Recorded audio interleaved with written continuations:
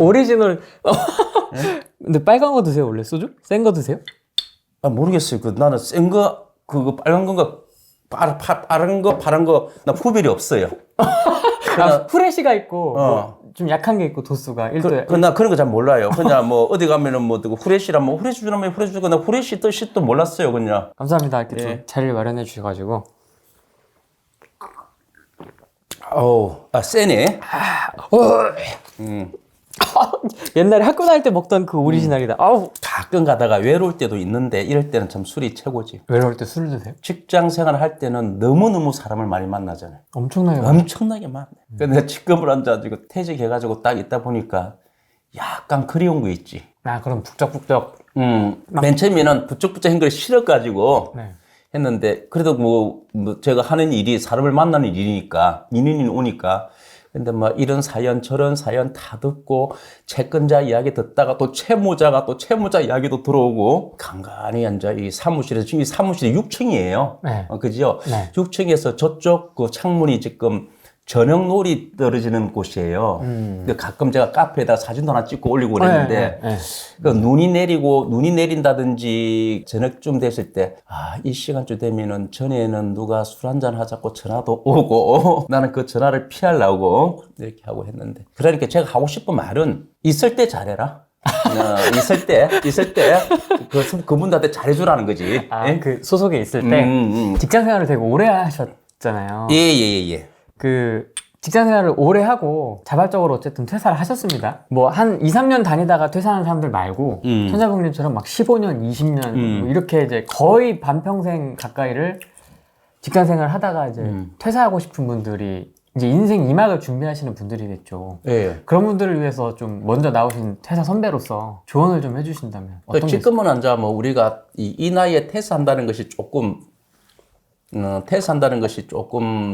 너무 젊었을 때 나오는 거나 마찬가지인데 근데 일반 회사에서는요 50대 초반도 나온답니다. 네. 40대 후반도 나오고 네. 야, 딱 그런 거 보면은 나는 그래도 참 재밌게 그렇게 잘 했네 이런 생각이 듭니다.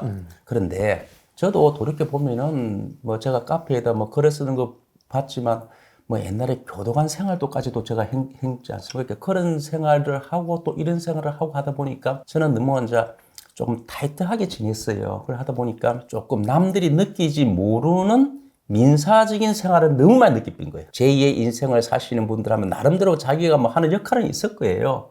근데 이제 그 전문적인 그것을 가지고 사회적으로 연관이 안 된다면은 나름대로 우리 또 이거 부동산 이런 경매 공매에 대한 것도 한번 눈을 보도 나쁜 거는 아니에요. 조금 전문 지식이 없다면은 자기가 전문적인 일을 갖다가 이 사회에서 할 수 있는 게 아니라면은 그냥 뭐 이거 해볼까 창업 해볼까 그것보다는 뭐 이런 거.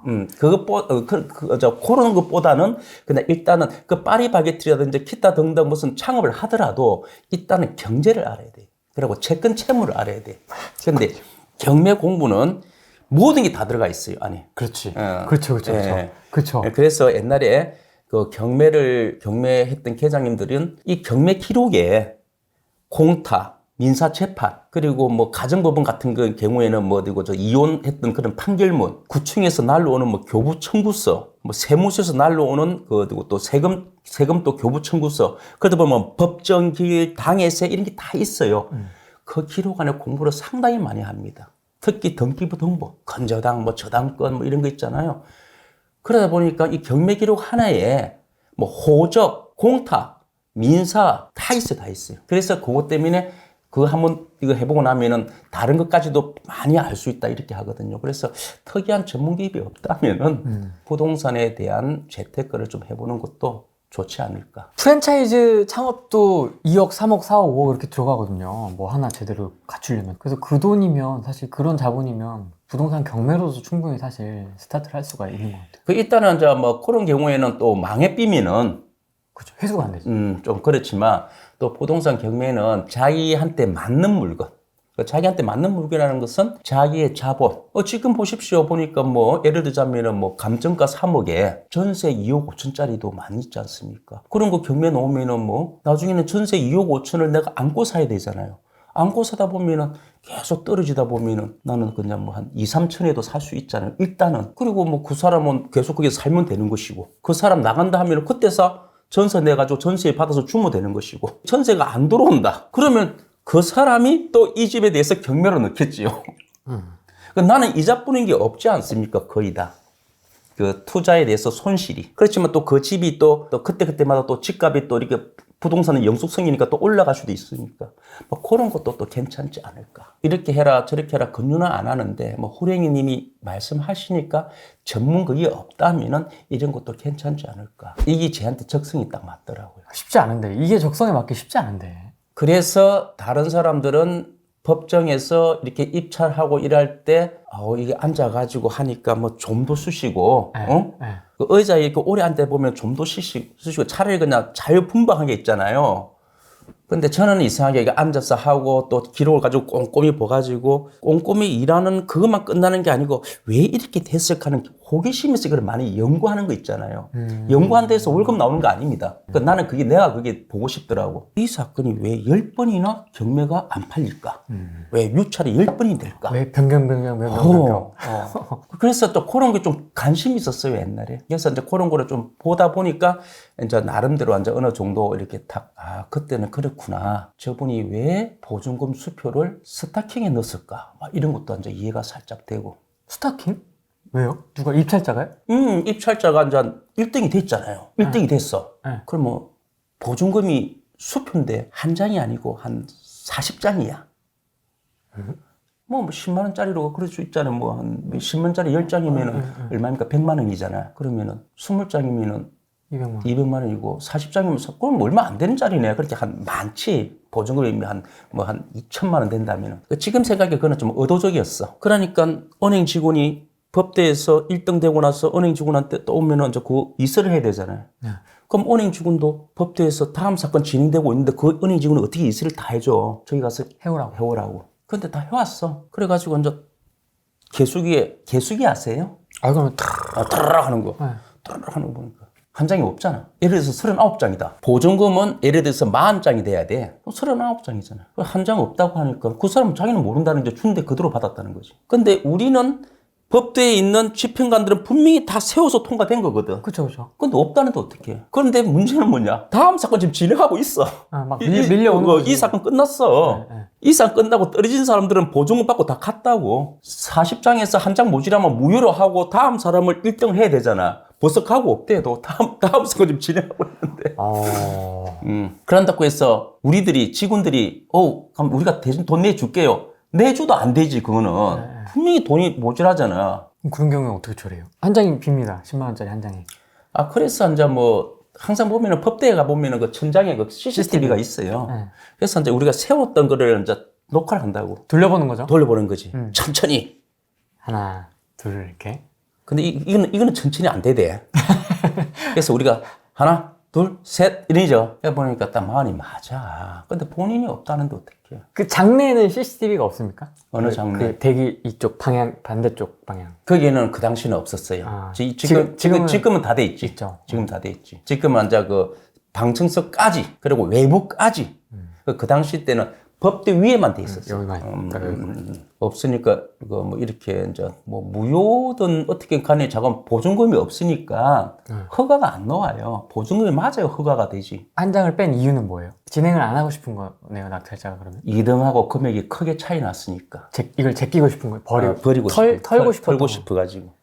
그러니까 돈이 작게 들어오면 그냥 돈이 무효니까 돌려줄 거라 생각했지. 그래서 어떻게 끝났습니까? 그 당시는 이제 판사님이 그 결정할 때, 지금은 사법보좌관이 하지만 옛날에는 판사님 할 때야, 이 감독을. 난리 났죠. 그래가지고 그냥 뭐 어떻게 일을 했기 때문에 이런 식으로, 왜냐하면은 법원 입장에서는 잘못됐으면 무효를 하고 다음 사람을 1등을 해야 되잖아. 그렇죠. 그래야 그 사건이 돈을 받을 사람한테는 빨리 배당해주고 채무자는 빨리 변제가 된다고. 맞아요. 네. 그래서 이제 그렇게 이제 상당히 이제 그 노발 대발 해가지고 불효가 됐어요. 근데 이제 또 혼도 많이 났어요. 일 똑바로 안 했다고. 근데 이제 우리 입장에서는 상당히 억울한 거야. 그래서 이제 그분을 불러가지고 뭐 보증금을 일단 안 돌려줬어요. 근데 그때만 하더라도 뭐 그렇게 뭐 보증금을 왜 안 주냐 하는 그런 시절은 아니니까. 그래서 나중에는 이제 뭐 당신 말이야. 우리를 속였다. 막 이런 식으로 해가지고 뭐 이거 고소하겠다. 뭐 이런 엄포도 났고 하고 하다가 나중에는 이제 울면서 그러더라고. 금액이 2등하고 차이가 많이 나가지고 던지빌라고. 그래서 누가 뒤에서 같이 온 사람이 코치. 그 사람이 요게 너라. 그래서 이제 그런 경우도 좀 있었죠. 그때부터 이제는 많이 가져온 수표는 이불로 탁 해가지고 40장이잖아요. 1등 됐잖아요. 선생님 40장 맞지요?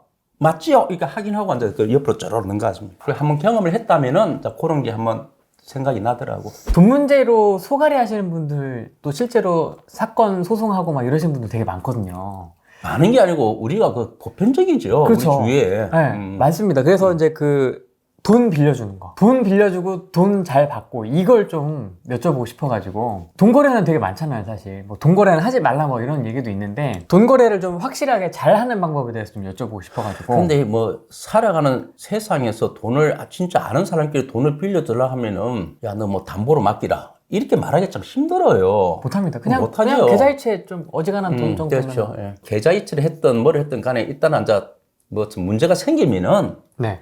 그 뭐 방법이 없습니다. 증거, 우리나라는 증거잖아요, 증거. 확실한 증거가 있어야 되잖아요. 증거 다음에는 뭡니까? 자백.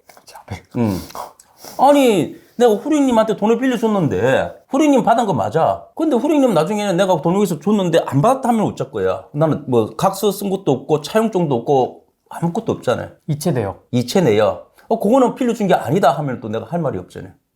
내가 옛날에 당신한테 술도 사줬는데, 그때 그 돈으로 내한테 준 거 아니냐. 옛날에 당신한테 내가 어떻게 뭐 놀러 갔을 때 노래방 빌려 갔을 때 내가 좀 더 많이 내지 않았나? 그때 내가 준 거고. 500만 원을 이체했는데. 예를 들어서 이제 금액이 500이 크다. 네. 자, 500이 크다 하면은 막 그럴 경우에는 소송을 해야 되겠죠. 소송해가지고 이게 인정을 해야 되겠죠. 그리고 인정도 안 하면은 법원에서는 내 주장에 대해서 답변을 해야 되는데 그게 걸맞는 답변을 안 하면은 제가 이기겠는데 보통 사람들은 좀 비슷한 답변을 하겠지요. 그 돈은 500원 들어온 게 맞긴 맞는데 그 돈은 내가 빌린 게 아니고 또 다른 방법도 하겠지요. 다른 유도리 있게 뭐 말을 돌려가면서 그때 그것은 뭐 내가 생활에 쿵필하니까 내보고 쓰라고 준 거고 뭐 이런 식으로 그렇게 얘기하면. 그렇게 할 수도 있죠. 와. 그런 식으로 하고 있으니까 그렇게 채권 채무관계가 좀 힘듭니다. 그래서 보통 사람들은 보면은 뭐 어디 뭐 차용증 쓰고 이렇게 하잖아요. 가장 많은. 차용증도 많은 게 차용증 씁니다. 차용증도 또 시효가 있어요. 아, 그래요? 몇 년입니까? 일반 차용증은 10년. 근데 후랭님이 장사를 한다. 자영업자를 하지요. 그런 분한테는 5년. 왜 달라요? 그게 뭐 법에 나와 있어요, 시효가. 그래가지고, 설마 주겠지 해가지고, 뭐 친구니까 이렇게 믿고 있다가 5년 지나면은 그건 뭐 의미 없습니다. 그럼 그건 그냥 휴지 조각이에요? 휴지지요. 한 번은 또 이런 경우도 있었어요. 자동차 경매 아시잖아요. 네. 그 자동차를 경매를 하려면은 채권자가 자동차를 압류를 하거든. 그 압류해가지고 자동차 주차장에 맡기잖아요. 네. 근데 경매를 진행하다 보니까 기각이 됐어. 경매 진행을 못 한다고. 왜요? 무슨 하자가 있어가지고. 네. 채무자가 차를 찾아가야 되잖아요. 근데 채무자도 차 안 가져가. 내몰라라 해야 되거든요. 채권자도 줄 생각도 안 하고. 근데 법원에서 안 됐다 하니까 근데 채권자도 그냥 포기한 거지. 그 주차장은 법원에서 잡아서 넣어놨기 때문에 채권자도 나도 모른다 한다고. 근데 주차장은 뭐 하루 일단 하는 게 아니고 몇십 년 하는 주차장이잖아요. 맨날 넓은 들판에 뭐 차 한 대 있으니까 뭐 주차비가 컴퓨터에 딱 들어온 날짜 입고다 날짜만 딱 보고 계속 앉아 돈만 올라간다고 생각하고 있잖아요. 7년이 지났어요. 그래가지고 이제 주차장 사람들이 오가지고 법원에 오가지고 아니 법원에서 맡겼으면은 7년 동안 주차비를 왜 안 주자 이렇게 됐어요.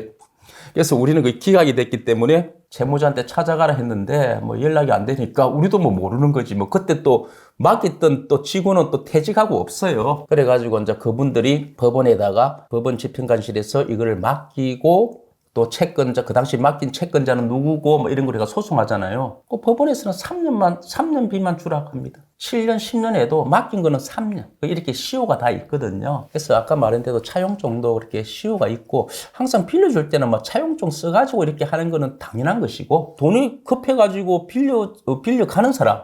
그 사람은 그래도 뭐 그렇게 번데같이 하면 안 되지. 차용증도 써주고. 저 같으면 차용증 안 받습니다. 저 같으면 공정을 쓰라 합니다. 공증? 네. 공증을 어떻게 받아야 되죠? 우리 법원 앞에 보면은 그 공정이라는 거 있잖아요. 빨간 거. 네. 공정 사무실 가가지고 공정을 쓰는 게 훨씬 낫지요. 왜냐하면은 차용증은 차용증 있어봤자 뭐할 겁니까? 글쎄 그 사람 돈 안 주면 그 재판해야 되는데 차용증 가지고 돈을 받을 수는 없어요. 차용증 가지고 법원에다가 재판을 해야 돼. 그 차용증을 증거로 삼아가지고 그러면 시간이 얼마나 걸리겠습니까? 그러니까요. 그러니까 공정을 써달라 하는 겁니다. 그러니까 법원 앞에 보면은 공정 이런 거 많잖아요. 네. 공증. 제 발음이 좀 안 되지요. 근데 그게 아니라 정확하게 말하면 공정한 정서예요. 그렇죠. 공정한 증서. 그러면 국가가 하기 때문에 그건 인정되는 겁니다. 그래서 그거 가가지고 꼭 같이 가야 돼요. 언제 돈을 빌려줬습니까? 그 계좌에 대한 근거 있습니까? 그거 없습니다. 그냥 쓰기만 하면 쓰기만 하면 끝내. 쓰기만 네. 하고 도장 찍고. 그 수수료 내고. 아. 근데 이제 돈을 빌려간 사람이 수수료 내야 되겠죠. 돈을 빌려간 사람이 그 수수료 내야지. 그것만 가지고 있으면 재판 안 해도 돼요. 변제 기간에 돈 안 주면은 언제 뭐 그거 가지고 바로 앉아 부동산 경매도 넣을 수도 있고. 아. 그 사람 집에 있는 집 천자동 사무실 오니까 지금 뭐 TV 스크린 많지요. 지금 뭐 컴퓨터하고 네. 저거 다 압류 딱지 붙일 수 있고. 바로. 바로. 그리고 그 애가 직장 다니면 월급 압류도 할 수 있고. 전세 살면 전세 보증금도 압류할 수 있고. 재판 안 하고 그게 바로 공정 정서입니다. 공정. 그 공정을 하는 게 훨씬 유리하죠. 또 그렇게 해야 되고. 각서, 차용증 쓰레기입니다. 쓰레기. 근데 그 공정이라 하더라도 무조건 공정하면 안 되고 후령님 제가 빌려줬을 때 이자가 있어야 되잖아. 이자 받을 거예요, 안 받을 거예요? 친구끼리 뭐 우리가 남이가 이러면서. 그래도 이자는 받아야 됩니다. 아, 그렇습니까? 근데 이자를 해놓고 나중에 이자를 돌려주는 한이 있더라도 일단은 이자까지 넣어놔야 나중에 내가 채권 확보를 많이 할 수 있잖아요. 근데 우리가 공정 가더라도 약소음 공정이 있고 금전 소비대차 공정이 있거든요. 근데 약소음 공정은요 이자가 없어요. 본인끼리 하더라도 나중에는 약정을 해도 이자를 5% 하더라도 그 공정증서 가지고 앉아 경매로 넣었다. 그 나중에 배당할 때 보면 이자 없어. 금전 소비대차는 이자가 있어. 보통 공정을 하겠다면은 금전 소비대차 공정을 해라는 겁니다. 그건 시효는 없어요? 시효가 왜 없어요? 모든 게 우리 여기 맥주 유통기간 있어요, 없어요? 있죠. 인생의 유통기간 다 있어요. 인생의 유통기간. 맥주 드시게? 네. 너무 세 이거 빨리. 너무 세요. 약소음은 3년. 3년. 금전 소비대차는 10년. 10년 기네. 10년. 그래서 보통 앉아 장사하는 사람들 있잖아요. 그 자영업하는 사람들한테는 각서는 5년이잖아. 네. 차라리 금전 소비대차 하면은 10년이야. 돈은 그때 주는 게 아니잖아. 나중에 해놨고 나중에 주겠다 보면 1년 지나고 2년 지나고 그래요. 뭐 그렇게 해가지고 이제 금전 소비대차는 또 이자가 있어요. 이자를 인정해 준다고. 우리가 보면 부동산 경매 하잖아요. 거기서 강제 경매가 있고 임의 경매가 있어요. 뭐 물론 공유물 분할 경매도 있는데 그건 열애. 그러니까 임의 경매와 강제 경매가 제일 많잖아요. 임의 경매는 건저당, 집을 담보로 한 거. 네. 대부분 은행입니다. 금융기관. 근데 강제 경매는 개인이 많아요. 담보권이 아닌 바로 채권, 공정 가지고 하는 겁니다. 물론 판결문도 있어요. 근데 그 공정 가지고 이제 경매도 잡아넣고 하는데 그런 공정은 좀 금액이 큰 거, 뭐 몇 천만 원, 몇 억. 근데 몇 백만 원짜리 이렇게 빌려주고 하는 거는 그냥 부동산 안 넣고 그냥 동상 경매. 빨간 딱지 붙이는 거 있잖아요. 그거는 막 직방입니다. 바로 갑니다, 바로. 금전 소비대차 공정증서 안에 언제까지 상환하겠다 이런 걸 정해 줘. 당연히 변제기간을 적어야 되죠. 변제기간 정기 전까지는 우리가 집행하면 안 돼요. 그래서 보통 그 대부업에 하시는 분이라든지 이런 분들은 변제기간을 언제까지 몇 월 며칠 몇 월까지 하겠다 이런 건 없어요. 대부분 일람출급이라는 용어를 적어요. 일람출급? 예. 내자. 뭔 말이죠? 그날 달라면 그날 줘야 돼. 적석 달라면 적석 줘야 된다고. 무서운데? 그 뭐 무섭다기보다는 그냥 뭐 언제까지는 걱정하지 마십시오. 저희들이 뭐 언제까지는 봐줍니다. 하지만 변제 기간은 일람 출급이 대부분입니다. 우리 부동산 경매 나오면은 대부분 공정증서를 보면은 일람 출급으로 돼 있어요. 그날 달라면 그냥 줘야 됩니다. 바로 경매 들어가는 거죠. 사실 저도 이거 경매하면서 기록도 보고 저도 모르게 있죠. 채권 채무 이런 거 사실 그 일람 출급이라는 것이 조금 생소하잖아요. 저 처음 들어봅니다. 그렇죠. 네. 저도 그 당시 그거를 봤을 때 상당히 저도 궁금해가지고. 한자네, 한자. 그날 달라면 그날 줘야 되는 거. 부동산 경매가 들어오면 이해관계를 봐야 되잖아요. 채권자, 채무자, 뭐. 네, 네. 딱 보면 강제 경매다. 딱 보면 이거 공정정서네. 딱 보니까 일남 추급이야. 그냥 빌려주고 그냥 달라는 거구나. 그 밑에는 이거 보니까 이해관계들이 없어. 그 사람밖에 없어. 그 밑에 이제 이해관계이 없다는 것은 이 사람이 빚이 없다는 거예요. 빚이 없는 집에 이제 이게 바로 딱 들어온 거지. 그러면은 바로 갚을 사람이에요. 맞아요. 그치. 그 집을 날릴. 그게 무섭다는 거지. 그리고 그게 또 금전 소비대 차면은 이자까지 들어가. 아, 그렇죠. 그렇지. 지금은 이제 뭐 연 15%인가 그런데 옛날에는 연 25%뭐 이렇게 됐어요. 그러면 그 이자는 계속 발생을 하는 거잖아요. 발생하죠. 빌려주고 나서부터. 그렇지. 계속 발생하는 거잖아요. 그리고 가끔 가다가 요즘 같이 빌려줘가지고 이자 뭐 2%, 3%도 못 받잖아요. 근데 연 20% 이런 이자는 좋잖아요. 이런 사람들은 가끔 가다가 경매를 고의로 변경시켜요. 시간을 더 풀라고. 이자가 들어오게끔 하려고. 근데 뭐 또 상대방이 또 일남 취급을 또 하면은 뭐 또 안 좋아하는 사람도 있어요. 그럼 난 못 빌려줘. 이러면 되잖아. 그런데 뭐 내가 이렇게 하더라도 뭐 2년 안까지는 내가 안 할게. 막 이렇게 또 할 수도 있는데 왜 일남 취급을 하냐면은 아니 언제까지 변제 기간을 했다 했는데 그 전에 자기가 또 다른 행동을 할 수도 있잖아요. 그걸 빨리 잡아넣어야 되잖아. 그것 때문에 일남 취급을 많이 하죠. 보통 이제 차용증을 많이 쓴단 말이죠. 근데 차용증을 썼는데 이 사람이 차일피일 미루다가 결국에는 이제 문자 답장도 안 하고 카톡 답장도 안 하고 이제 조용히 잠수를 타죠. 잠수를 타. 뭐 소액 3천 이하라고 해볼까요? 뭐 3천, 5천 뭐 이 정도. 이런 경우에는 그럼 어떻게 됩니까? 이게 묵묵부답이야. 그러면 저거 차용증을 가지고 대금 소송은요. 채권자가 살고 있는 주소 관할에서 해도 돼요. 채무자가 제주도에 있어도 내가 서울에 살면은 서울에서 하는 겁니다. 채권자 관할로. 그 내가 있어 소송하는 거죠. 소송해가지고 그 사람이 이제 우편물을 그 당시에는 차용증을 주소가 있었을 거 아닙니까? 피고 주소를 그쪽으로 해가지고 뭐 나중에 이제 끝내 우편물 안 받으면은 뭐 공시송달로 한다든지 이런 절차를 거쳐가지고 이제 재판을 해야 되죠. 상당히 시간 많이 걸려요. 얼마나 걸리나요? 요즘 코로나 때문에 재판도 많이 연기됐어요. 얼마나 걸린다는 것은 답이 아니에요. 뭐 8개월도 될 수도 있고 1년도 될 수도 있고 1년 넘을 수도 있어요. 그거 하나 가지고. 그러고 접수를 한 데에서 바로 내가 재판하는 게 아닙니다. 그 얼마나 많이 밀리 있는 줄 아세요? 그리고 소액 사건이. 그러니까 공정이 최고입니다. 거기에 들어가는 돈보다는 공정이 더 쌀 수도 있어요. 시간 걸리는 것 비하면은. 시간도 돈이잖아요. 또 재판하면 그냥 합니까? 인지대 내야지, 송달로 내야지, 또 법원에 왔다 갔다 해야지, 휴가 내야지. 언제 끝날지도 몰라요. 공정을 하셔야 됩니다. 근데 만약에 이제 돈을 그냥 줬다면은 소명하기 힘들어요. 근데 계좌이체 했다잖아요. 그 계좌이체는 금융이체 했다는 그 근거로 이제 재판을 해야 되는데 재판도 상대방의 이야기를 들어봐야 되잖아요. 그 상대방의 이야기를 안 들어보면은 안 되니까 재판이 계속 딜레이 될 것이고 근데 그 사람이 이렇게 재판한다는 송달을 받고 안 나타나면은 글석 재판이 될 수도 있어요. 뭐 소위 말하는 어제자백이라 하지요.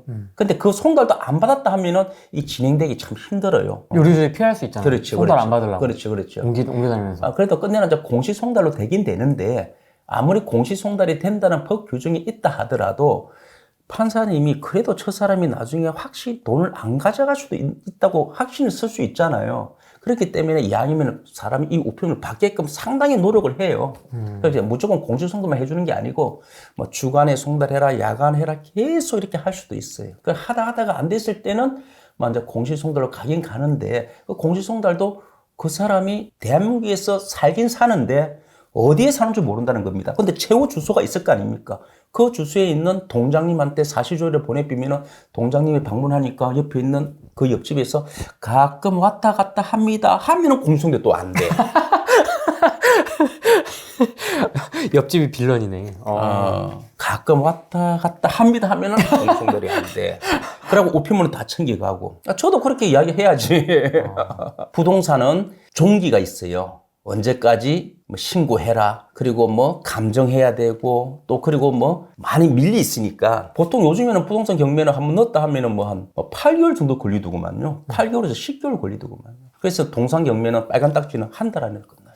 근데 동산 경매는 유찰이 많이 되잖아요. 아무래도 그렇죠. 왜냐하면은 이제 감정 가격에 비해서 이거는 물건이 소모품이니까 부동산은 영속성이니까 올라가는 소모품은 떨어지잖아요. 그렇죠. 채권 회수가 다 안 될 수도 있잖아요. 다 안 될 수가 있는 경우도 있죠. 그 부분만 내가 받고 또 남은 부분은 다시 또 다른 데로 또 들어가고 그러는 거죠. 그래서 이제 공정정서를 가지고 했을 경우에 공정정서 맨 뒤에다가 부기문을 달아줘요. 부기문? 부기문이라는 것은 얼마 받았다는 거. 내가 청구 금액이 예를 들어서 1,000만 원인데 오늘은 360만 원 며칠 날 받았다. 이게 법원에서 딱 찍어줘요. 그 나머지 또 뒷부분하고 이자하고 같이 또 계산합니다. 한 번은 공정정서를 갖다가 접수된 공정정서를 갖다 보면요. 부기문이 한 10개 찍혀 있어요. 계속 해소한 거네요. 뭐 전라도 어느 법원, 경상도 어느 법원 이렇게 쫙 나타납니다. 그래서 그 부기문을 얼마 받았다 게 나타납니다. 빌려주는 것도 쉽지 않은 판단이지만은 받는 건 진짜 더 어려워요. 해소하는 거. 네, 더 어려워. 그래서 이제 해소하는 것도 나름대로 이제 그 집행권을 먼저 만들어놨고 공정을 해놔면은 쉬워요. 공정을 해놔면은 꼭 동상경매라든지 뭐 부동산 이런 것보다는 또 그 사람이 또 뭐 직장 생활을 한다. 그럼 월급 압류. 월급. 전세 산다. 전세 보증금 압류. 월급 압류하면 회사로 통보가 가죠. 일단 제3 채무자가 회사니까 회사로 가야지. 아, 그게 좀 크다. 그러니까 나 그러면 월급 압류할 거야 하면 바로 주는 거지. 그 회사 입장에서는 상당히 이 친구가 요즘 어떤지 모르겠는데 이 친구가 좀 사회생활이 좀 그렇네. 조금 그렇죠. 그렇다라고 판단할 수 있으니까 좀 그게 크네요. 직장에다 그렇죠. 보내는 건. 어떻게 보면 이 친구 은행 다닌다. 뭐 예를 뭐 A 은행 다닌다. 그러면 이제 신청할 때는 뭐 후랭님이 신청했다. 후랭님이 채권자야. 네. 그리고 채무자는 천자봉이야. 천자봉이 A 은행 다닌다. 그럼 채권자, 채무자, A 은행이 제3 채무자거든. 그러면 이제 딱 결정이 나와. 제3 채무자는 채무자의 월급을 주어서는 아니 된다. 이런 결정이 딱 난다고. 그럼 제3 채무자는 그 월급을 딱 하는데 월급에서 100% 안 하고 그냥 반만 하게 돼 있어요. 뭐 전세 보증금도 마찬가지. 전세 보증금도 내가 여기 지금 전세를 살고 있다. 그럼 여기 있는 주인한테 제3 채무자, 내가 채무자, 채권자. 제3 채무자는 채무자 천자봉에 보증금을 돌려줘서는 아니 된다. 이렇게 딱 나와. 청구 금액에 맞게끔. 내가 보증금이 말이고 3억인데 여기는 청구 금액이 3천이잖아. 그럼 3억 중에서 3천만 원선 줘서는 아니 된다. 이렇게 돼. 그리고 뭐 제가 뭐 골프 회원권이 있다. 그럼 골프 회원권 압류. 내가 주식이 있다. 주식 압류. 주식은 누가 있습니까? 제3 채무자가 정권거래소. 정권 애타고. 우리나라에서 돈을 빌려주고 돈을 받는 방법이 한 12가지가 있는데 12가지나요? 그 중에서 1번이 동상경매, 2번이 부동산 경매. 부부인데요. 이제 같이 살고 있겠죠. 음. 그래서 빨간 딱지를 붙이러 왔어요. 사업이 잘 안 돼가지고. 그 남편 사무실은 집에. 집 아파트에. 집에. 그 이제 공동 생활하고 있는 집이 가정집인 거죠. 빨간 딱지가 붙었습니다. 피하지 못해서 패문부재를 하지 못해서 다 이제 붙였습니다. 어떻게 됩니까? 이제 남편 사업 때문에 이제 붙은 건데 이제 와이프의 하소연인 거죠. 보통 이제 그렇게 이제 빨간 딱지 붙이면은 와이프 입장에서는 상당히 저디고 인생에 대한 조금 허탈감, 상처, 회의감. 그리고 트라우마. 근데 이거 생각하면 안 돼요. 저는 제발 붙이 주라고 해야 돼요. 에? 빨리 털어야지. 빨리 붙이라고? 빨리 붙이고 내가 가지고 있는 트라우마를 털어삐야지. 이게 무슨 말이냐면은 이런 상담을 받아요. 받으면은 빨리 문 열어줘가지고 오라 해라. 빨리 와서 가져가라? 빨리 와서 붙이라. 붙여라? 빨리 붙이고 빨리 나는 이거를 이자 먹겠다는 거죠. 빨리 털어버려야 된다. 이게 무슨 말이냐면은 네. 우리가 보면은 부동산 경매가 있고 이거 독한데 이거. 계속 먹여야지. 부동산 경매가 있고 동산 경매가 있잖아요. 네. 부동산 경매는 어떻게 보면은 그 집안이 채무자 아저씨 집으로 되니까 압류대가 끝나잖아요. 그리고 그 부동산 경매는 우리나라에서 그냥 이거를 소위 말하는 별산제를 합니다. 별산제는 내한테 된 재산만 압류가 되는 거야. 남편이 돈을 썼는데 이 집이 여자 거야. 명의가 여자로 돼 있어. 배우자로. 그러면 집행 못해. 부동산 경매 못하지. 비록 그 돈으로 여자가 같이 썼다 하더라도 명의가 여자로 돼 있으면 안 되는 거지. 네. 근데 동상경매는 그게 아니야. 동상경매는 와이프가 시집 오가지고 자기가 혼수물건 다 샀어. 카드로 다 샀어, 카드로. 아니, 카드로 산 걸 맞아. 친정엄마가 사줬다 치자. 다 있어. 친정엄마가 사줬던 자기가 샀던 간에 동산은 기속불명의 재산이야. 누구 앞으로 된 재산이라고 등기가 안 돼 있잖아. 전세권 계약서하고 집은 등기가 딱 돼 있잖아. 계약서하고 등기부 등본이. 이 동산은 누구 거라고 안 돼 있어. 그래서 이거는 기속불명의 재산이라 해가지고 공유로 본다고. 그렇게 남편이 이 물건을 하나도 안 샀다 하더라도 남편하고 같이 부부면은 이건 공유 재산이니까 남편의 채무를 압류로 다 빼는 거예요. 그 대신 기속불명 재산인 대신 와이프한테는 이제 50%를 준다고. 이 금액에서 팔리면 50%를 준다고. 기속불명이니까. 그리고 당신도 우선적으로 살 수 있다. 이게 이제 동상경매 특징인데, 단 이것이 내가 구두라든지 서면으로 신청해야만이 되는 거지.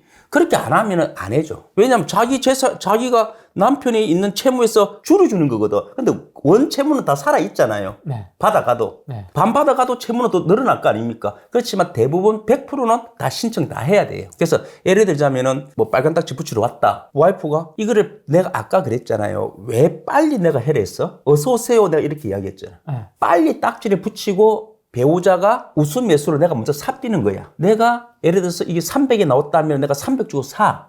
그럼 아까 내가 50% 돌려드려야 된댔죠. 내가 낸 300에서 또 150을 돌려줘. 맞아.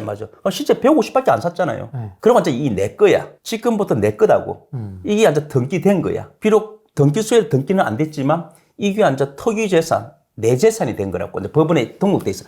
그때부터는 이것을 계속 내가 사용하고 몇 년간 사용하고 있더라도 다른 채권자라든지 다른 사람이 또 압류 못 들어와. 남편을 핑계로 들어서. 못 들어와. 이제는 내 재산이 내 재산. 아, 찜이 되는 거구나. 찜이 된다고. 그래서 내가 어서 오세요 하라. 빨리 해라. 걱정하지 말고 어떻게 할까요? 이거 하지 마. 어서 오세요. 어서 오세요. 당신 여기 앉아있기 곤란하면 당신 나가 있어. 배우자 대리만 하나 들고 줘. 다른 사람이 앉아있으면 돼. 배우자 대리는 해야지. 배우자 우선 매수, 배당 요구. 당신 이 모습 보고 싫으면 나가 있어. 그래서 동상경매는 걱정하지 마라. 우리 집에도 저렇게 들어오면 어떻게 할까?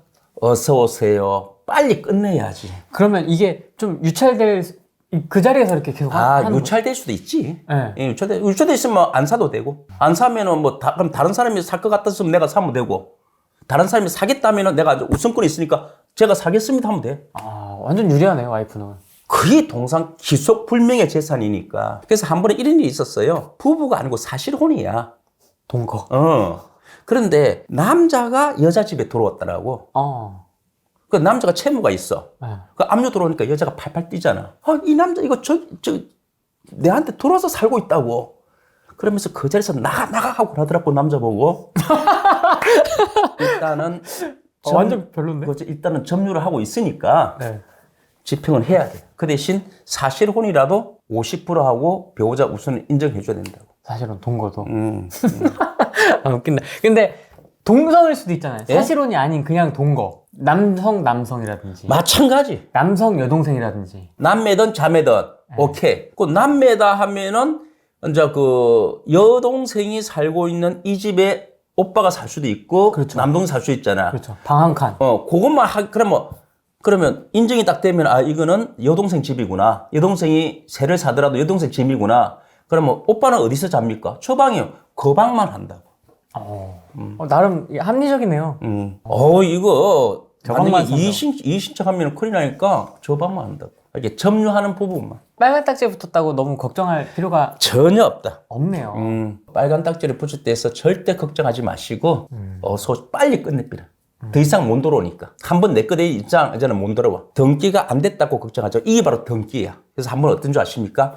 어떤 사람이 딱 법원에 또 접수하러 왔잖아. 그러니까 먼저 세견을 내. 후랭이 딱 치잖아. 적는 거구나. 딱 치면은, 집행장소가 어딥니까? 예, 압구정동 한양아파트. 요거 저번에 압류돼가지고 그 배우자가 샀어요. 가봤자 의미 없습니다. 딱 이야기했고요. 그래도 당신이 원한다면은 현장으로 가겠습니다.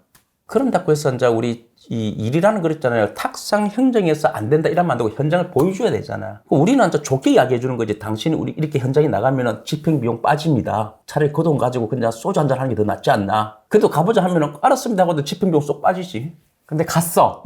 갔는데 강아지가 한 마리 추가됐네. 그러면은 이제 우리가 그 당시 샀던 물건 위에 물건이 있으면은 강아지. 그 물건만 앉아. 그렇지. 강아지라든지 고양이 해달라면 그거만 앉아 압류한다고. 사실 뭐 강아지 이야기가 나왔는데 강아지 압류해 달라는 사람도 있어요. 좀 슬프다. 강아지 압류해 달라는 사람도 있어요. 가끔 강아지 압류는 그 동물병원에서 들어옵니다. 동물병원. 맡겨놨잖아. 치료비를 안 줘. 그리고 찾아가지도 않고. 어쩔 수 없이 동물병원 원장이 그 치료비 가지고 판결 받아가지고. 그럴 수 있겠다. 그러니까 가만히 있으면 사료 나가고 막 또 케어해야 되고. 그러니까 빨리 처분해야 될 거 아니야. 그런다고 이거를 마음대로 자기가 누구한테 팔아먹으면 안 되잖아. 그러면 저 형사처분 걸려요. 그러니까 일단은 이거를 가지고 또 재판을 받아야 돼요. 그 재판 받았잖아. 판결문 났어. 내가 집행권이 있어야 된다 했잖아요. 판결문 났죠. 그럼 이제 집행관에서 신청 들어와. 그 집행장소 동물병원이야. 동물병원 저기입니다. 이렇게. 그래가지고 이제 우리는 딱지 붙이고. 강아지한테요? 딱지를 안 붙이고는 붙나 이게? 털에? 일단은 털에 붙고 나서 툭 하면 떨어져. 근데 일단 착수는 해야 돼. 일단 붙인다. 법에 강아지 뭐 이렇게 적으면 안 돼. 목록에 적을 때 되는 게 아니라 법에 나와 있어. 딱 착수는 해야 돼. 이거 털면? 떨어지는 거지. 뭐 방법이 있습니까? 뭐. 그냥 할짝할짝 하면 떨어지잖아. 착수는 하고 그 다음에 이제 감정사 감정하고 감정사 감정 그러고 나서 이제 경매기를 잡고 경매하는 장소가 동물병원. 거기서 경매 시작해. 병원에서요? 저 강아지 얼마 하면서 이제 경매 살 사람 있습니까? 손을 드는 호까지. 호까지. 부동산 경매는 적는 입찰제지만. 그래서 뭐 살 사람 있으면 파는데 첫 번째는 없지. 그래서 동물병원 원장님은 채권자기 때문에 사태 수치만 한다고. 나중에 앉아 쌀 때 사가지고 팔든지 키우든지 뭐 알아서 자고 이게 이제 법적으로 없어지는 거지. 함부로 갖다 버리면 큰일 나지. 동물병원. 경매나 부동산 투자를 하다 보면 어쨌든 이해관계가 얽히다 보니까 어떤 소송, 그다음에 어떤 경찰의 부름을 받는 경우가 가끔 있습니다. 있죠. 가끔 이제 그렇죠. 자꾸 막 뭐가 안 좋게 자꾸 해결 방향이 흘러가면 이게 결국에는 이게 뭐 어디서 잠깐 참고인 조사를 받으라든지 뭐 이렇게 조사받으러 나오라고 하는 경우, 부동산 소송을 하다 보면 맞습니다. 그런 경우가 있을 수 있잖아요. 그런 경우에 좀 저희가 대응할 수 있는 방안 같은. 참 보면 애매합니다. 어떻게 보면 이제 뭐 낙찰자 입장에서 그 부동산에 대해서 뭐 하다 보니까 뭐 채무자가 낙찰자 상대로 뭐 경찰 고소할 수도 있고, 또는 그 같이 온 소위 말하는 참고인 뭐 정인이라 하지요. 그 현장에 뭐 온 사람을 상대로 또 할 수도 있고 뭐 하는데 그 경매로 낙찰받아 가지고 집행관이 명도를 함으로써 이제 물건을 갖다가 뭐 옮기고 이렇게 했거든요. 그런데 와중에 이제 뭐 물건이 파손됐다. 그렇죠. 또 물건을 옮기는데 물건이 없어졌다. 분명히 뭐가 있었는데 그게 없어졌다. 키다 등등 해가지고 뭐 조금 형사 고소는 할 수 있어요. 채권자나. 근데 우리나라는 이 고소를 거부는 못하면 무조건 접수는 돼요. 그러니까 조사는 해야 돼요. 그런데 법원 집행관실에서 집행을 낙찰자가 의뢰를 했다면은 낙찰자는 갈 필요가 없어요. 아, 그래요? 그럼요. 법원 집행관이 집행을 했으니까 채무자 쪽에서 고소를 하게 되면은 집행관을 상대로 고소를 해야지 왜 낙찰자를 고소합니까? 낙찰자는 집행을 위임한 것밖에 없잖아요. 집행관이 하는 겁니다. 그럴 때는 낙찰자 입장에서는 굳이 가가지고 조사받으면서 할 필요도 없고 그냥 전화 오면은 법원에다가 이야기하십시오. 저는 낙찰자고 집행관이 다 한 겁니다. 물건이 부서졌던 그쪽에서 다 하는 거지 제가 하는 게 아닙니다. 뭐 이런 식으로 또 이야기를 해야 되는 게 맞고 혹시나 그래도 낙찰자 보고 뭐 참고인 조사 받으러 올 수도 있어요. 이렇게. 참고인 조사는 나가야 됩니까? 전화 올 거 아니에요. 언제 며칠까지 나오시오. 며칠까지 나오시오 이야기는 옛날 방식이겠지. 아, 그래요? 요즘은 이제 뭐 이렇게 시간이 되는데 언제가 낫겠습니까? 조금 부드러워졌네요.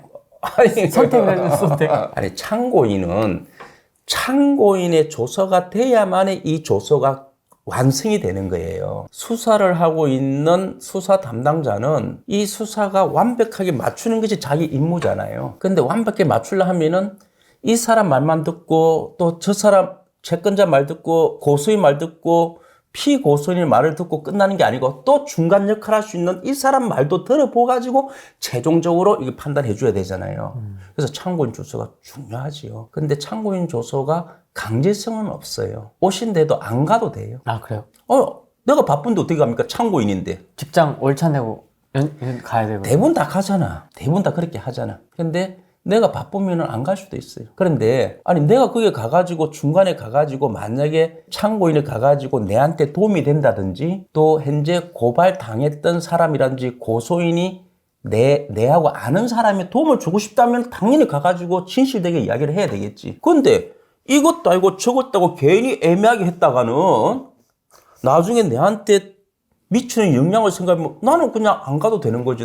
근데 참고인 조서를 만약에 했잖아요. 이 여파가 좀 큽니다.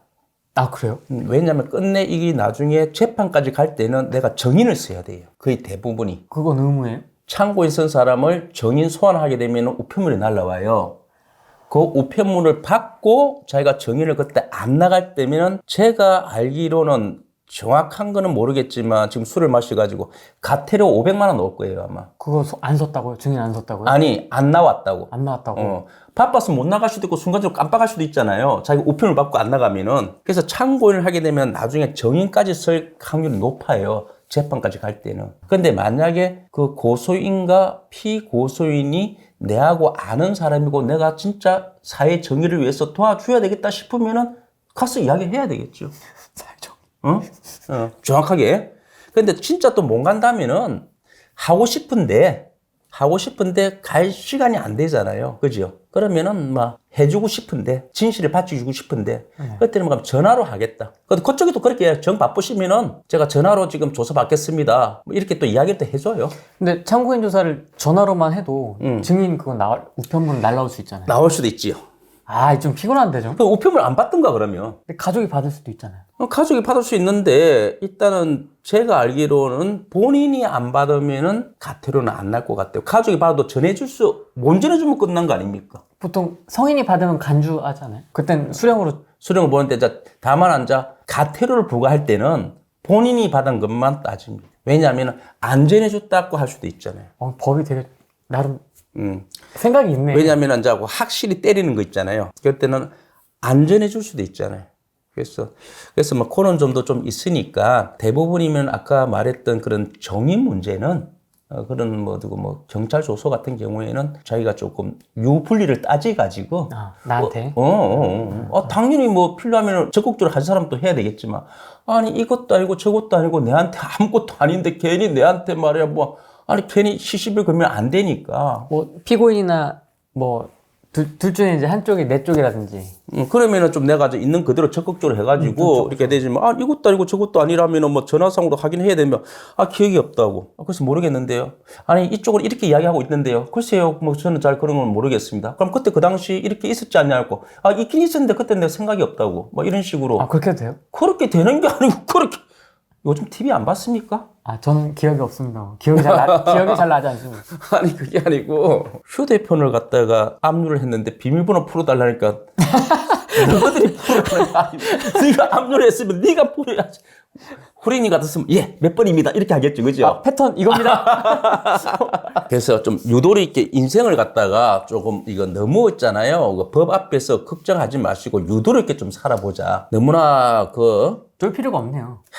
진짜 이래 되면은 보십시오. 요즘에 어떻게 하는 사람들 보십시오. 조금 TV 보면은 소환해도 안 놓은 사람도 많잖아. 그 사람들은 권력자니까. 그러면 우리는 쫄잖아요. 그러면 태어난 순간 권력자가 이마에 나는 권력자요 하고 돼 있고 나는 권력자 아니요 이런 게 돼 있습니까? 그래서 제가 항상 말하지 않습니까? 부동산 경매도 알아야 된다고. 알아야 힘이고 알아야 돈이 된다. 모르면은 그냥 하는 대로 끌려가는 거예요. 그냥. 뭐 집행비용 500입니다. 뭐 일이 좀 많이 밀렸으니까 뭐 한 달 뒤에 합니다. 뭐 예를 들어서.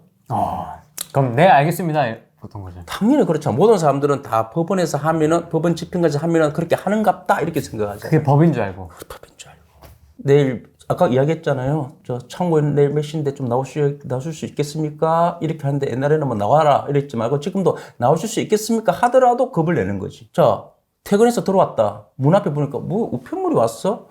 보니까 눈이 조금 백내장이니까 잘 안 보니까 또 벗기고 보니까 땡땡 경찰서 순간적으로 놀랍니다 사람들이. 당하죠. 내가 뭐를 잘못했냐. 그런 데서 받아본 적이 없는데.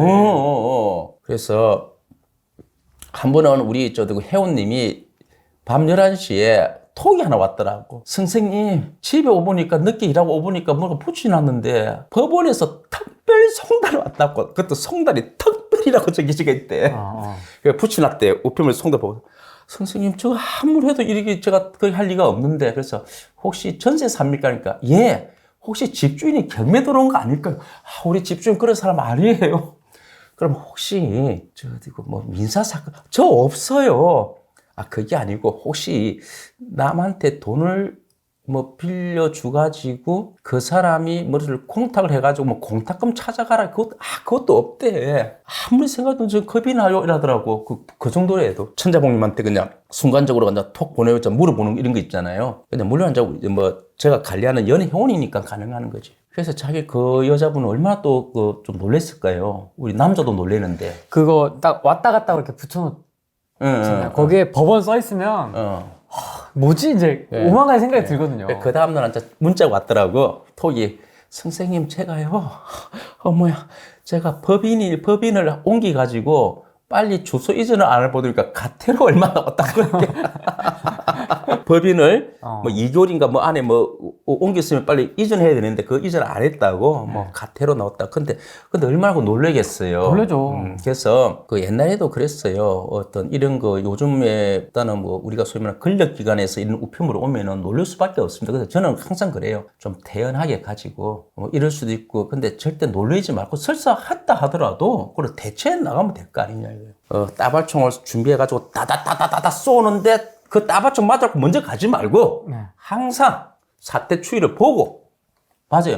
그 사태 추이를 보고 이 따발총이 조금 쏘나기가 지나간 뒤에 앉아 이거 행동을 해야 되지 않나 막 이런 식으로 그런 뭐 아까 이야기했던 그 부동산 경매를 하다 보면은 본의 아니게 그렇게 경찰 조서라든지 형사 고소 고발이 될 수도 있긴 맞아요. 근데 그런 것도 잘 능숙하게 대처하면 되고 또 그런 것도 또 주위에 또 좀 경험 있는 사람이라든지 또 이런 사람한테 사전에 또 이런 이야기 하니까 갑자기 저도 옛날에 천안 이야기가 생각난다. 천안이요? 천안에 그리고 아파트 공장을 산 사람인데 지산? 지산이 아니고 그냥 공장, 아파트 공장이 그냥 공장입니다. 일반 공장? 1층입니다, 1층. 네. 그 공장을 아주 저렴하게 샀더라고요. 이분은 직업이 KT인데 외근직이 뭔지 아시죠? 네. 전화선 연결하는 거. 네. 가설. 그래서 자기도 이제 이거 끝나고 나면 뭐를 해야 되나 해가지고 재테크 한다고 종로에 있는 어느 그 학원에서 많이 그 수강을 했더라고요. 어딘지 알겠다. 예. 근데 이제 거기에 있는 학원에 있는 팀장님께서 이렇게 전화가 왔었어요, 저한테. 제가 거기서 강의를 한번 한 적이 있었거든요. 그래서 팀장님께서 이런 우리 회원님이 있는데 조금 상담 한번 했으면 좋겠다. 그래서 한번 그때 상담하러 왔는데 나이는 저보다 동갑 정도 되겠고 다름이 아니고 1층 창고를 샀어. 낙찰 받았어. 그 대금을 냈어. 그리고 이제 그 현장에 가봤어. 자물통이 잠기지가 있는 거야. 근데 이 남자는 지끄럽고 얼마나 궁금하겠어. 들어가고 싶은 거야. 근데 그 창고에 그 자물통 잠긴 거 그 옆에 보니까 열쇠 몇 번이라고 적혀지가 있대. 그러니까 열쇠. 제 오피스 때 들어오면 그 열쇠 적혀지가 있으면 열쇠공 아저씨 때 고장나면 자기한테 바로 전화해라고. 그런 스티커 붙어지가 있어. 이렇게. 그 네모째가 아니야. 이렇게. 반달. 동그랗게. 꼭 잘 보이는 데다 이렇게. 맞아. 그것도 은색이야. 딱 은색이다 검은색. 맞아.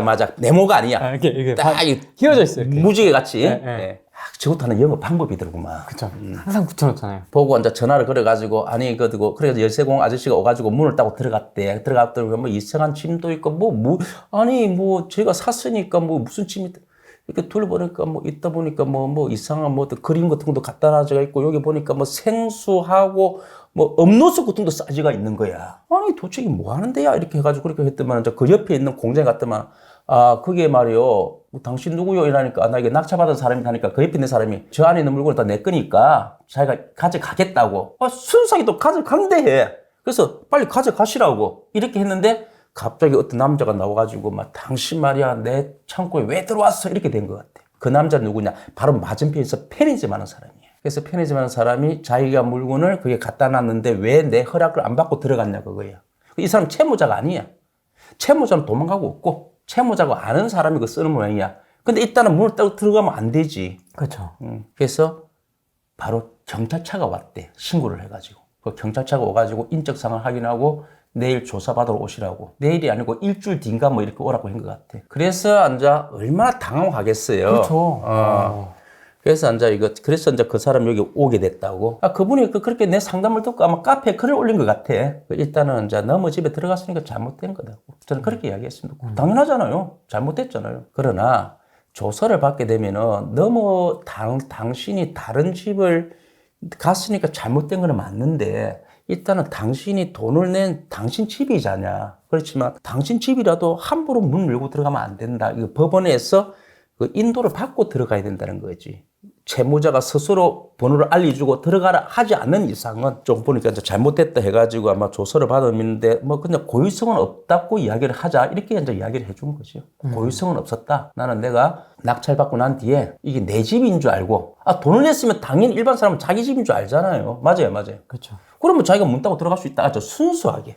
아마 이게 주거용 부동산이었으면은 쉽게 이렇게 들어간다는 생각은 못했을 수도 있어요. 창고라서. 주거용도 어떻게 보면은 뭐 그리고 밤에 불이 꺼지가 있고 관리소장이 뭐 보니까 뭐 이사 간 것 같습니다. 하면은 또 이상하게 발동을 또 요즘 유튜브에 또 그렇게 따고 들어가라고 해요. 일단 따고 들어가봐. 뭐 이런 이야기를 많이 나옵니다 유튜브에서도. 아 그래요? 그래서 저는 그거는 좀 반대다 이렇게 하는 건데. 저도 들어가지 말라로 배웠는데. 그렇죠. 그렇게 해야죠. 들어가지 말고 법원을 통해서 들어가봤자 비용 20만 원도 안 들어가요. 그렇죠. 좀 참아라, 기다려라. 그것도 빨리 할 수 있어요. 편의점 하는 사람이 이렇게 고소를 했는데, 끝내는 이제 그 고소했던 편의점 사람이 지가 이득이 뭐가 있겠을까요? 합의금 달라 하겠지. 지가 이 사람을 고소해가지고 무슨 이득이 있냐고. 그리고 이 고소당한 이 사람은, 아니, 내가 집을 내 집인 줄 알고 내가 뭐 들어갔다. 근데 이렇게 뭐 민사적으로 나 한 줄 몰랐다. 나는 뭐, 그렇게 이 사람 고의성이 없는 걸로 나는 보이라는 거죠. 악의적인 행동은 아니다는 거. 사실 악의적인 행동은 아니잖아요. 그렇죠. 그렇지만 벌금은 나올 수밖에 없어요. 그 대신 나는 벌금을 내는 대신 나는 낙찰이 되고 나서 대금을 내고 나서 이렇게까지 시간이 걸릴 동안 너는 내한테 이 창고에서 당신 물건을 지금 내 창고에 사용했다. 거기에 대한 나는 민사로 당신을 소송하겠다. 소송해라. 당신 소송해라 하지요. 알았다. 소송하긴 하는데 그 전에 소송이 끝나고 나면은 창고비를 내가 받아야 되는데 그때 되면 당신이 그 편의점에 물건을 갖다 다 없어질지 모르니까 그 전에 나는 감류하겠다. 그리고 편의점에도 담배가 있어요. 네. 그 담배를 감류하러 오겠다. 근데 왜 하필 담배예요? 그게 돈이 현찰이잖아요. 바로 담배 감정은 그 가격입니다. 딱 정찰이군요. 4,000원? 4,500원? 조그만 거 4천이 뭐 10개면 4만 원이고. 응? 현금이네. 두 보루, 뭐 세 보루 이렇게. 그리고 이제 그 양주 이런 거. 그래서 저는 이제 감류하러 가겠다. 그렇게 이야기를 했죠. 반격을 했네. 이렇게 나는 조서 받을게. 그런다고 해서 나는 뭐 이 집에 뭐 들어가서 도둑질 한 것도 아니고 악의적으로 들어간 것도 아니고 나는 내 집이라서. 그리고 한 달이 지나도 뭐 소식 없어가지고 나는 이게 들어간 것 뿐이다. 그게 대한 잘못은 내가 책임질게. 그래 봤자 이제 경찰 조사해봤자 이건 고의성이 없잖아. 그쵸. 항상 보면 형사는 고의성이 있어야 되거든. 고의로 뭔가 저 집에 어떻게 들어가가지고 어떻게 하겠다는 뭐 어디고 무슨 계의라든지 무슨 소위 말하는 뭐 작전도 하고 준비 이런 게 돼야 이제 계획성이 없다. 근데 순간적으로 그지 맞아요. 그러다 보니까 고의성은 없잖아. 그렇지만 이제 사회적인 범죄이기 때문에 이제 벌금은 넣을 수밖에 없을 거예요. 그리고 물건을 훔쳐간 것도 아니고 맞아요. 그 대신 너는 내가 요 창고에 대한 부당이력은 반환 청구를 하겠다. 그리고 그 전에 이 편의점에 내가 가압류를 하겠다. 파란 딱지를 붙여놨겠다. 가압류는 파란 딱지. 파란 딱지군요. 압류는 빨간 딱지. 빨간 딱지. 파란 딱지가 붙어져 있으면 그 손님이 물건을 사겠냐고. 담배에 있는 거기에다가 파란 딱지를 붙이면서 테이프로 쫙 가위표를 치는데요. 양주 쫙 이렇게 테이프로 이렇게 하는. 가만 놓는 거죠, 이렇게. 편의점 주인의 반응이 궁금한데요. 바로 거기죠. 그 다음날 경찰 조사 받으러 간다 하는데 그날 눈이 오는 날이었어. 근데 올라오면서 선생님 그냥 합의했습니다. 바로 이사 나가는 걸로. 자기는 부당이가 반환 청구 안 하는 걸로. 경찰은 없는 걸로. 괜히 시비 걸었다가. 바로 그거야. 알아야 된다고. 여기서 우리가 말하는 것이 알아야 힘이고 아는 게 힘이고 알아야 돈이 된다는 거지. 좀 뜯어내려고 할 바로 그거지. 요량이었던 거죠. 바로 그거지. 그래서 우리도 바로 반격이는 거지. 보통 같았으면 그러면 합의금 얼마 드릴까요? 제발 고소는 하지 말아주세요. 뭐 이런 취하해주세요. 뭐 이런 느낌인데 그냥 우리는 파란 딱지에 가겠다. 그러니까 바로 그냥 정리가 되는. 우리는 판결까지 안 기다린다. 바로 파란 딱지. 채권 보존. 야, 가압류를 어떻게 생각하지? 근데 또 한 가지 더 팁을 준다면은 가압류가 붙여놓으면 안 돼. 가압류가 잘 붙었나 안 붙었나 2주에 한 번씩 점검조사로 나오겠다 하면 더 놀래. 점검조사는 누가 하는 거예요? 집행관이 나오지. 딱지가 그대로 붙어있나 안 붙어있나. 파란 딱지가 훼손되고 없어지면 공무상 무효 표시를 해가지고 형사상 되는 건데. 점검조사. 불시에. 이게 또 팔고 또 채워놓고 다시 붙여놓고 이럴 수도 있으니까. 그럴 수도 있지만 딱지가 있나 없나 거지. 딱지가 있으면 사람들이 이게 뭡니까? 아니 근데 촌장님은 저도 몇 번 도움을 받았습니다만, 결정적인 순간 때 도움을 받았습니다만은 사실 이건 부동산이나 경매와 관련이 없는 거지 않습니까? 근데 제가 그랬잖아요. 그 경매 안에 모든 게 다 들어가 있다고. 신기하다. 어떻게 이런 것까지 아세요? 편의점 뭐 이런 것까지? 제한테는 이제 채권자든 채무자든 다 이제 상담하러 이제 오다 보니까 또 옛날에 있다 보니까 그런 사람들이 모든 걸 이야기 다 들어가지고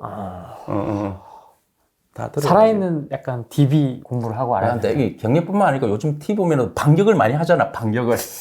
정치권도 반격대로 되느냐. 항상 준비된 반격. 반경. 그래서 동상 경매 같은 경우에도 아까 저 어떻게 했습니까? 어서 오십시오. 빨리 오십시오. 겁을 내면 안 돼. 안 받으려고, 피하려고 하지 아주 말고. 바로 빨리 끝내. 그리고 이제 내 거야. 이제 오지 마. 당신 받을 거 얼마야? 1,000만 원이야? 요거 100만 원 끝났어. 나머지 사람은 900도 못 받고 있잖아. 더 이상 못 돌아와. 오지 마. 이기는 앉아? 여자 재산이라. 끝. 딱 턱이 재산. 그래서 빨리 끝내삐라는 거죠. 유아 인도는 그짜 그것도 인도입니다. 인도. 부동산 인도, 자동차 인도 이해되시잖아요. 유아 인도, 어린애를 인도해라는 겁니다. 이게 무슨 말이냐면은 보통 가정법원에서 그 재판을 해요. 그 이혼 사건. 이혼 사건 접근하면은 누구는 이혼을 한다. 그리고 친권자는 누구를 지정한다. 친권자는 누구를 지정한다 됐잖아요. 근데 친권자를 지정한 애를 한다. 사건 본인이거든. 어린애. 사건 본인을 원고로 지정한다. 또는 피고로 지정한다. 그럼 고액 앉아 양육을 해야 될 거 아닙니까? 그런데 한쪽에서 애를 줘야 되는데 안 주니까. 보통 서로 하려고 하죠. 근데 일단 판결이 났잖아. 그럼 줘야 되는데 안 주잖아요. 모종도 있고 부종도 있고. 근데 문제가 뭐냐면은 그 시어머니, 시아버지, 친정 부모님들이 더 손자를 더 좋아, 손녀도 더 좋아하잖아요. 그렇죠. 그러니까 안 주잖아요. 그러니까 상대방 쪽에서는 빨리 받으려고 하는데 안 주니까 뭐든지 우리나라는 법으로 해결해야지 이렇게 힘으로 하면 안 되잖아요. 부동산도 경매로 낙찰받아 보십시오. 안 나가면 어떻게 합니까? 멱살 잡고는 할 수 없잖아요. 무조건 법원에 신청을 해야 돼. 1년에 한두 번이 있어. 근데 이상이 그게 아다리가 되더라고. 그것도 하기 싫으니까 직원들끼리 순서로 정해지가 있어요. 한 번 했으면 그 다음에 이 사람. 하기 싫어하는군요. 그거 누가 합니까, 그거를. 그래서 가가지고 앉아 그 유아 인도를 하는 거죠. 유아 인도 할 때 뭐 이렇게 규정이 있어요. 유아 인도는 사람이기 때문에 물건이 아니잖아요. 그 의사를 존중합니다. 엄마한테 갈래, 아빠한테 갈래, 뭐 이런 거. 엄마가 좋아, 아빠가 좋아. 엄마하고 살래, 아빠하고 살래. 아빠하고 살게요. 그럼 끝나요? 첫 번째, 아빠하고 산다 합니다. 아니, 여보시오. 집행을 이 물건입니까, 지금? 집행 불능입니다. 그런데 이렇게 강조를 해본 역사가 없어요. 이렇게 한번 해야 그다음부터는 합의를 한다고. 뭐든지 그냥 바닥 한번 해야 된다고. 무슨 말인지 아시겠지요? 이런 식으로 드러내는 거 없어요. 그리고 또 몇 번 또 집행을 또 나가요. 집행하면 나가야지. 그리고 또 애가 없어서 또 불능시키고. 이렇게 하다 보면은 자기도 이렇게 하는 게 아니다. 사람이 사는 게 아니구나. 맞아요. 그 자기들끼리 어떻게 또 해요. 뭐 1년에 한 번씩 애 보는 걸로 하고 뭐 어떻게 하고 이렇게. 한 번 접수가 들어왔지. 그 집행 장소가 집이더라고. 집에 가보니까 애가 없는데 어떻게 해. 그럼 불능이지 뭐. 당사자가 없으니까. 그래서 다음에 이제 불능하고 왔더만은 그날따라 이제 다음 사건 나간다고 하는데 오늘은 여기 갔으니까 다음에 이쪽 지역 가야 되거든요. 차가 이렇게 획 도는 것보다는 한쪽에 따로 이렇게 해야 되거든. 아니 이쪽으로 가는데 저쪽에서 하자고 찾아온 거야. 그 사람이 아침에 강을 넘어가는 날이거든. 강을 안 넘어가는 날인데 강을 넘어가게끔 그 하나 때문에 강을 넘어가야 돼. 그래서 그거는 목요일날 다음 주야. 다음 주. 그런데 바로 해달라는 거야. 왜 물어보니까 그날따라 애들이 생일 잔치하는 날이래. 그 키즈 카페에서. 키즈 카페. 그 집행 장소를 키즈 카페로 바꿔놔 또 변경해 주더라고. 그런데 그날 아니면 또 못 맞는다는 거야. 그날 아니면은 끝나면 또 어디로 또 지방으로 내려간대. 아빠 입장에서 지금 촉구하는 거예요. 그렇죠. 그래서 헛자 수 없이 첫 타임을 가게 됐지. 가니까 누구시냐고 거기 딱 도착해 보니까 애들이 다 놀고 있어. 그러니까 그 채권자 보고 채권자 아빠지. 저 어떤 애예요 하니까 저 모자 쓴 애래. 보는 모자 쓴 애가 아무것도 모르고 놀고 있더라고. 그래서 잠깐 가만히 있으라고. 그래서 여기 책임자를 이제 불렀지. 그것 때문에 이제 키즈 카페 주인이 오더라고. 다름이 아니고 우리는 이렇게 법원에서 나와가지고 뭐 이런 사건 때문에 왔다 하니까 뭐 눈이 옹그래가지고. 키즈 카페 법원에서. 그래가지고 이제 그 부모님을 갖다가 저 어린애 저 보호자를 보고 싶다. 보호자가 와 있잖아. 보호자가 할머니야. 그랬다가 할머니가 나오자마자 이제 그 채권자 남자하고 남자의 부모님도 봤거든. 그게 사돈이지 사돈. 같이였구나 다. 아이, 와, 복잡하다. 그래가지고 사돈이 나와가지고 그냥 거기서 막 바바바박 하더라고. 하지, 대판하지. 아유. 그래가지고 나중에는 애를 안고 그냥 사무실 들어가 삐대가 노는 데가 아니고. 그래가지고 키즈 카페 사장님은 우리 보고 업무 방해한다고. 아니 법원에서 공무상 노는데 무슨 업무 방해입니까? 그러면서 당신들 좀 우리 보고 우리가 소란을 쳤다는 거지. 근데 소란을 친 게 아니고 지금 사장님만 목소리를 죽이면은 그 사장님이 지금 방방 뜨는 거야. 자기 손님 떨어진다. 그래서 이제 조용히 키즈 카페 사무실 들어가가지고 이야기를 하고 다 이제 다 모인 거네요, 당사자가. 다 모였지요. 집행관부터 해가지고 다 가족 다 양쪽이. 그래서 했는데 일단은 그때 그 당시는 문을 안 열어줘가지고 못 들어갔어요. 아, 그 사무실. 근데 우리가 또 다음 사건도 있잖아요. 네. 또 이러면 집행 못 합니다. 물건이 아니잖아요. 그래서 이렇게 압박을 해야 서로가 이제 합의한다고. 그래서 그 할머니 이러면 안 되니까 다음에 또 방문할 것 같고 키즈 카페 안에 다른 데도 우리 찾아갈 수 있으니까 이야기 좀 잘하시라고 이렇게 우리 빠져나오고 여기도 또 이야기해주고 나온다고. 그때부터는 이제 다시 재집행이 안 들어오는 게 보니까 아마 합의가 된 것 같아요. 그런데 합의가 안 될 것 같은 저번에 학교 간 적이 있었어. 학교요? 학교. 애가 학교에 있으니까. 그럼 거기는 애밖에 없잖아요. 부모님은 없잖아요. 담임 선생님. 이제 여기 부모님이 데리고 가는 거지. 채권자. 뭐 그렇게 해가지고 담임 선생님 앞에서 또 이런 이야기 하는 경우도 있고. 그러니까 이때 보면은 이런 거 나갈 때 굉장히 신중해라고 우리는 이야기합니다. 꼭 애들한테 이렇게 해야 되겠냐고. 굉장히 이야기합니다. 싫어할만 하네요, 집행관 입장에서. 그러니까 한 번 받으면 그 다음 사람 받아라고 이렇게 딱 보통 사건 배당은 그렇게 안 하고 모든 게 들어온 대로 하잖아요. 이거는 딱딱딱 돼 있지. 물건 명도하는 게 쉽지. 사람은. 근데 뭐든지 결론이 뭐냐면 이 사회가 도덕적으로 해결되면 되는데 도덕이 안 되다 보니까 강제 집행을 할 수밖에 없는 거야. 이 강제 집행이 마지막 사회 질서를 지키는 최후의 보루입니다. 이 자체를 부정하면 안 된다고. 물론 이 자체가 안 좋은 거는 맞아. 그렇지만 이렇게 서로가 말로서 안 될 때는 이렇게라도 해서라도 실꼬리는 풀리잖아요. 이런 것까지 안 해삐면 이 사회는 무질서가 되지. 맞아요. 그래서 강제 집행 최후 보루를 해도. 어떻게 보면 이 인도 강제 집행 유아 인도 같은 경우에는 이걸로 딱 솔루션이 해결이 딱 되는 건 아니고 어떻게 보면은 압박면. 집행에 대한 착수는 맞아요. 근데 이렇게 해야 풀린다고. 강제 집행도 마찬가지입니다. 나 안 나가 배째라. 근데 일반인한테 배째라 하면은 낙찰자가 뭐라 하겠어요. 강제 집행 신청하면은 법원에서 와야 저 법원에서 왔습니다. 언제까지 이사 가지 않으면 강제 집행할 것입니다. 그리고 이 물건을 찾아갈 때는 비용을 다 내고 찾아가야 됩니다. 이런 거를 해야 이제 사람이 돌아서는 거지. 어느 정도까지 딱 와야 된다고. 딱 오지 않으면 안 돼. 이게 이제 최후의 보름이다. 이게 오기 전까지 해결이 된다면은 판사도 필요 없고 집행관도 필요 없어요. 알아서 다 해결하면 되잖아. 안 되니까 된다. 그러니까 이렇게 하면은 뭔가 이제 보여. 요 사건은 유아인들은 대부분 이렇게 하야 해결이 되는 경우가 있다. 물론 그전에는 다 해결되는데 안 되는 몇 건 때문에 지금 이렇게 하잖아. 근데 이렇게 해야 나중에는 너 내한테 빌려간 돈 안 주지. 주라. 10번을 이야기하면 10번 다 준다 해놓고 끝내는 안 줘. 안 되겠다. 형사고소해. 형사고소하면 그때서 이제 갚겠다. 탁 부닥치니까. 지금 이제 좀 사회가 조금 보니까 너무 이제 인권이라든지 이런 게 너무 이제 팍 펴지다 보니까 조금 이제 이 도덕적으로 해결하는 것은 많이 없어졌어요. 아까도 이야기했잖아요. 우리 돈 이야기. 안 주니까 집행을 한다고. 빨간 딱지 붙이러 가잖아. 유아인도 같은 경우도 어쩔 수 없이 왔겠죠. 그분도. 방법이 없습니다. 그렇게라도 해결이 될 수 있는 하나의 기준이 있다는 것도 우리나라 최고입니다. 질서를 유지할 수 있는 거 아닙니까? 그게 없다면 어떻게 되겠어요? 가지고 있으면 되겠네. 애가 물건입니까?